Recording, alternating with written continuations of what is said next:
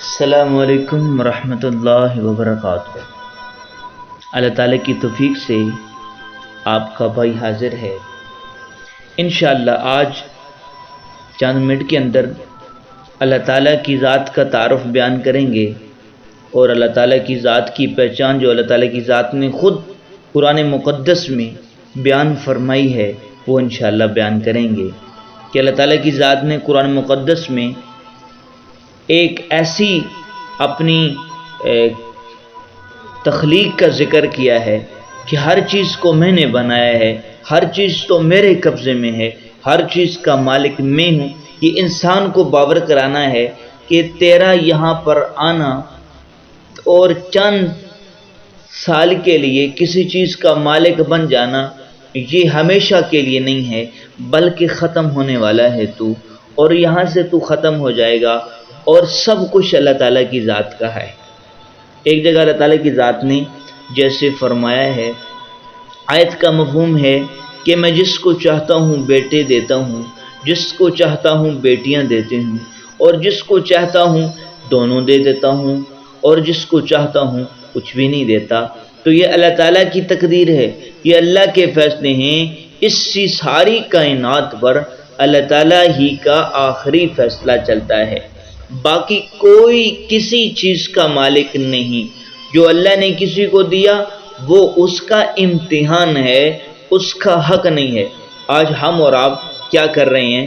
چھوٹی چھوٹی زمینوں کے اوپر ہمارے جھگڑے ہیں، پلاٹوں کے اوپر جھگڑے ہیں، چھوٹی چھوٹی باتوں کے اوپر آپس میں اتنا جھگڑتے ہیں اور بات قتل و غارت تک چلی جاتی ہے۔ تو اللہ تعالیٰ کی ذات یہ کہہ رہے ہیں کہ بھائی جو ہم نے تمہیں دنیا میں تھوڑی مدت کے لیے دیا ہے، یہ تو تمہارا امتحان ہے، تم اس کے اصلی مالک نہیں ہو۔ کہیں فرمایا افرأیتم ما تحرثون افرأیتم ما تخلقون افرأیتم ما تمنون۔ یہ سب اللہ تعالیٰ کی ذات ہم سے کہہ رہے ہیں کہ بھائی تم کچھ کر سکتے ہو۔ ایک جگہ اور اللہ تعالیٰ کی ذات نے جیسے فرمایا قل ارأیتم ان اخذ اللہ سمعکم وابصارکم وختم علی قلوبکم من الہ غیر اللہ یأتیکم بہ انظر کیف نصرف الآیات ثم ہم یصدفون۔ مجھے بتاؤ، آیت کا مفہوم یہ ہے، مجھے بتاؤ میں تمہاری آنکھوں کو واپس لے لوں، تمہارے کانوں کو واپس لے لوں، تمہاری عقلوں دلوں پر مہریں لگا دوں، تو کون ہے جو تمہیں واپس لا سکے؟ تو تمہارے رب کے سوا کون ہے جو تمہیں یہ چیزیں واپس لوٹا سکے؟ تو اللہ تعالیٰ کی ذات نے ایک اور جگہ ارشاد فرمایا، آیت کا مفہوم ہے، فرمایا میں تمہیں چاہوں تو مٹا دوں، کسی اور مخلوق کو لے آؤں تو کیا تم اللہ کو روک لو گے؟ اسی جگہ اللہ تعالیٰ کی ذات اس سے بھی سخت بات ایک اور جگہ پر ارشاد فرماتے ہیں جس کا مفہوم ہے، فرمایا کہ میں کھڑے کو جو چاہوں بنا دوں، بندر بنا دوں، خنزیر بنا دوں، کتا بنا دوں، بھیڑیا بنا دوں، سانپ بنا دوں، پانی بنا دوں، ہوا بنا دوں۔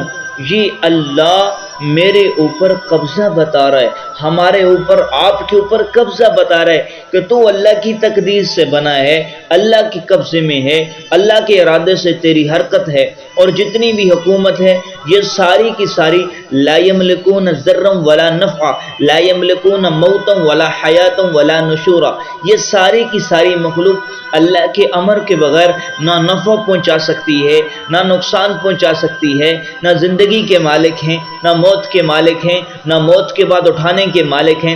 پھر اللہ تعالیٰ کی ذات نے فرمایا ایک اور جگہ افرأیتم ما تحرثون، یہ زمین، اس میں تمہارا ہل چلانا، اس میں بیج بکھیرنا، انتم تزرعون ام نحن الزارعون، تمہارا کیا خیال ہے تمہارے ہل چلانے سے، تمہارے بیج بکھیرنے سے، انتم تزرعون، یہ تم اگا رہے ہو، ام نحن الزارعون، یا تمہارا اللہ اگا رہا ہے۔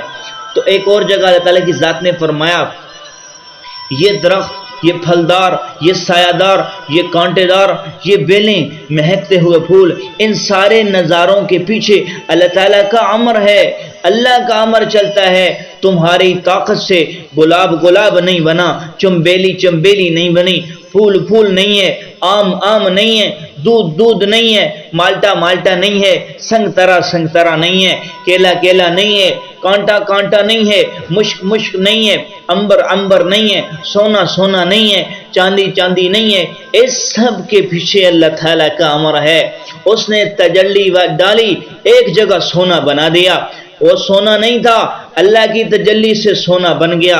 ایک جگہ لوہا بنا دیا، ایک جگہ آم کھڑا کر دیا، آم میٹھا کر دیا، تینوں ترش کر دیا، لیمو ترش کر دیا۔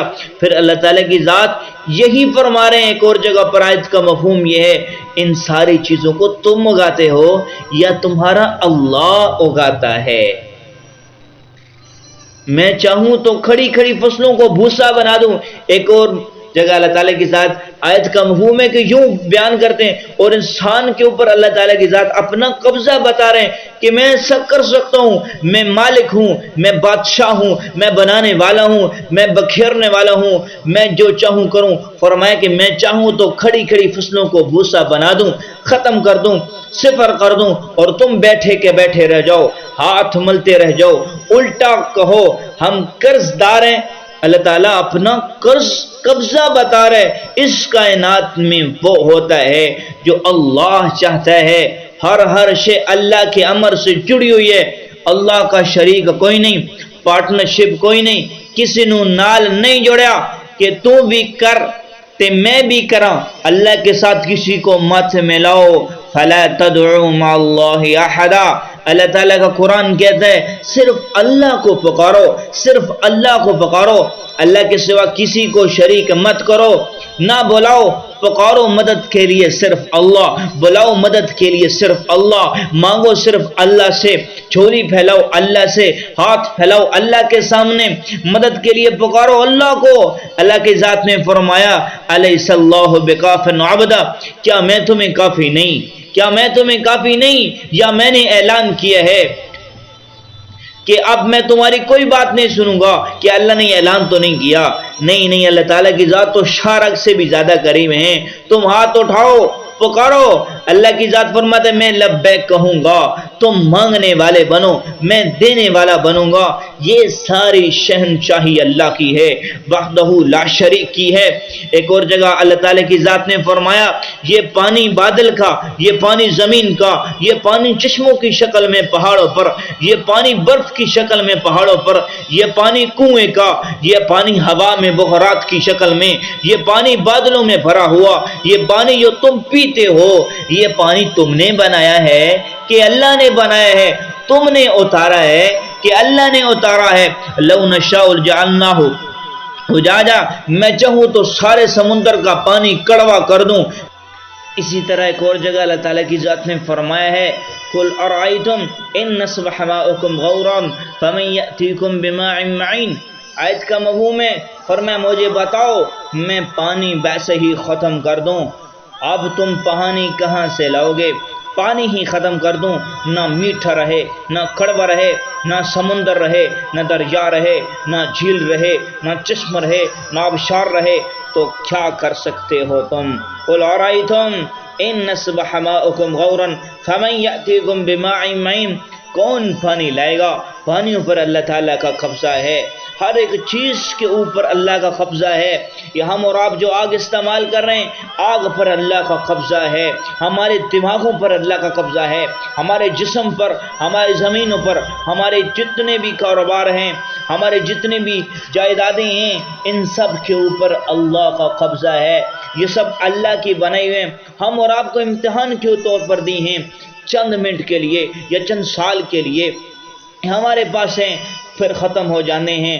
جیسے سلسلہ چلا آ رہا ہے، آدم علیہ السلام سے لے کر آج تک کہاں چلے گئے؟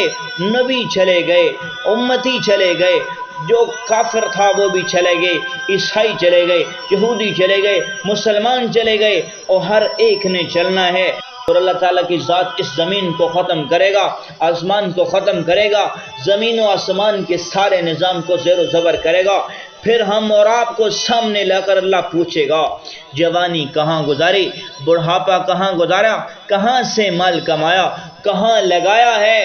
اللہ کے نبی صلی اللہ علیہ وسلم نے فرمایا حدیث کا مفہوم ہے، فرمایا اللہ تعالیٰ اس وقت تک قیامت والے دن جب تک چار سوالوں کا جواب انسان نہیں دے سکتا، زمین نہیں چھوڑے گی، زمین تمہارے قدم نہیں چھوڑے گی۔ سب سے پہلا سوال کہاں زندگی گزاری، دوسرا سوال جوانی کہاں گزاری، حالانکہ جوانی تو زندگی کے اندر ہی آ جاتی ہے، پھر جوانی کو الگ سے کیوں کہا؟ اس لیے کہ جوانی کے اندر انسان کے پورے جسم کے اعضاء صحیح سلامت ہوتے ہیں، بندہ جو چاہے مرضی کر سکتا ہے، اس لیے دوسرا سوال جوانی کہاں گزاری۔ آگے تیسرا سوال کہاں سے مال کمایا، نہیں تمیز کرتے حلال حرام میں کہ بھائی جہاں سے آ رہا ہے کوئی ٹینشن نہیں ہے، کاروبار کے حوالے سے کسی عالم سے رابطہ نہیں کرتے، علماء کو بتاتے نہیں ہیں، تو ایسے ہی اللہ تعالیٰ کی ذات نے پھر فرمایا کہاں پر وہ مال خرچ کیا، کہاں پر وہ مال کہاں پر خرچ کیا، کہاں پر خرچ کیا۔ یہ سوال ہونے ہیں، ہم اور آپ سے ہونے ہیں۔ جتنے بھی حضرات سن رہے ہیں ان سے ادب سے گزارش ہے کہ سمجھیں زندگی کو، یہ ایسے کو اللہ تعالیٰ کی ذات نے نہیں بنایا، ہمارے لیے ایسے ہی زمین و آسمان کو نہیں مسخر کر دیا، بلکہ اللہ تعالیٰ کی ذات نے امتحان کے لیے بھیجا ہے۔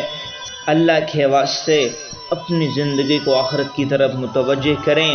زندگی چلی جا رہی ہے، برف کی طرح پگھل رہی ہے، لیکن عقل مند وہ ہے اللہ کے نبی صلی اللہ علیہ وسلم نے فرمایا، اس کا مفہوم ہے، فرمایا الکیس من دان نفسہ وعمل لما بعد الموت۔ عقل مند وہ ہے، کائنات میں اللہ کے نبی صلی اللہ علیہ وسلم سے زیادہ کوئی ہستی عقل مند نہیں آئی ہے۔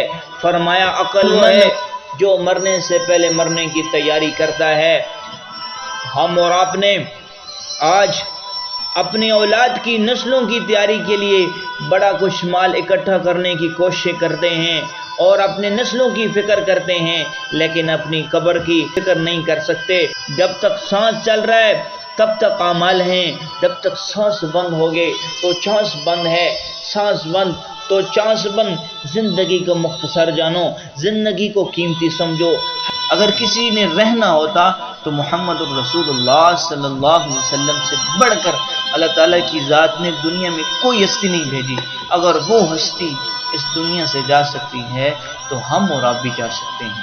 تو اسی کے ساتھ ہی میں اجازت چاہتا ہوں، جتنے بھی حضرات نئے آئے ہیں اس چینل کے اوپر ان سے ادب سے یہ گزارش ہے، ہاں وہ لوگ جو اس چینل کو باقاعدگی طور پر سننا چاہتے ہیں تسلسل کے ساتھ اور اس فکر اور غم اور کڑن کے ساتھ، ایسے سرسری طور پر نہیں، جو فکر اور کڑن سے سننا چاہتے ہیں کہ بھائی اس سے ہمارے اندر ایک بیداری پیدا ہو جائے، ایک شعور پیدا ہو جائے اور آخرت کی فکر لگ جائے کہ ہم کیوں آئے ہیں، تو وہ ان حضرات سے گزارش ہے اس چینل کو سبسکرائب بھی کریں، آگے شیئر بھی کریں اور جتنا ہو سکے اس کو پھیلائیں اور اپنی زندگی کو تبدیل کریں۔ السلام علیکم ورحمۃ اللہ وبرکاتہ۔